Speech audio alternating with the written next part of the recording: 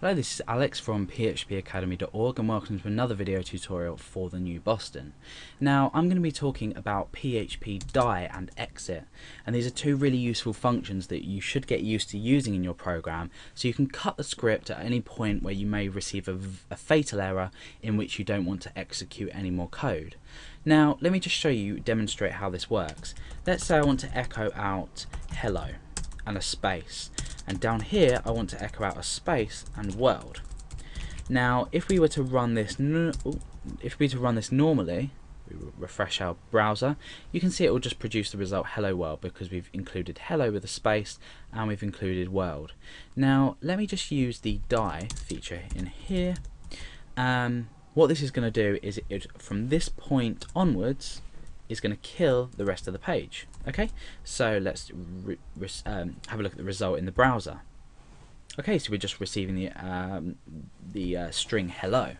Now, why is this useful? I mean, bear in mind you can also use exit as well. This does exactly the same thing. If we refresh, we're getting the same result. Now, why would we want to kill our script in the middle of a page? I mean, first of all, using die and exit are exactly the same thing. Bear in mind you can also, part of this function, you can specify an error in here, so you can use some string to output. So error, page has ended, for example.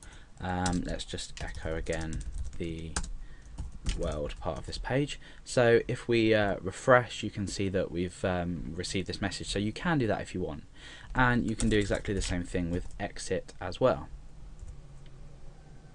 There we go, same thing. So how do we use this in a real life example and why is it useful? Okay, so without overcomplicating things, I'm going to attempt now to connect to a database.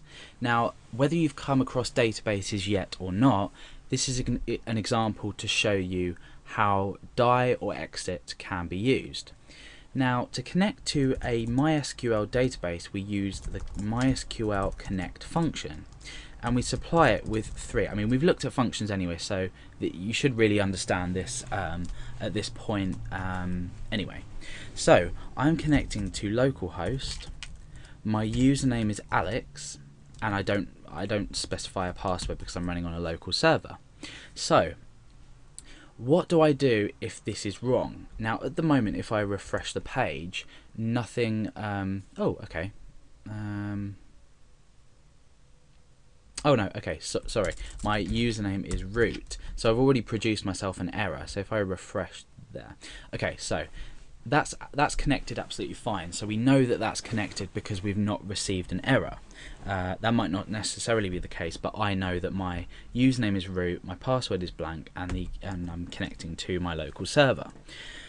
So what happens if we want to specify our own error if this hasn't connected? So for example, or die could not connect to database.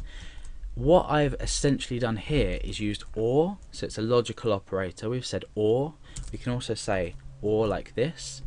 So or die, if this is unsuccessful, we want to die and produce this error to the page. So at the moment, nothing's happening. So I can echo down here, connected, and I refresh, and I receive the error, the message connected.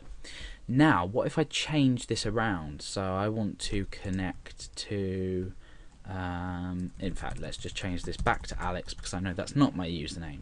Now, when I refresh, you can see that we've killed the page. This has produced an error, and we've specified our own error as well. Now, what if we want to get rid of this error, and we just want to display this error? We've already displayed our user friendly. We just pop an @ before. just pop an at beforehand. Now when we refresh, we basically are just left with could not connect to database.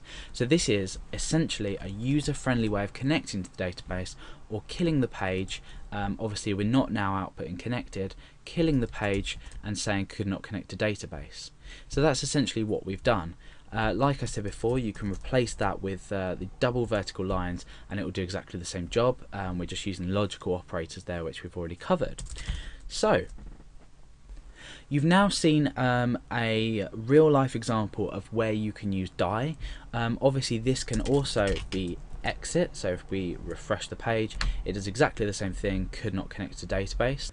So that is basically the die and exit functions within PHP and how useful they can actually be.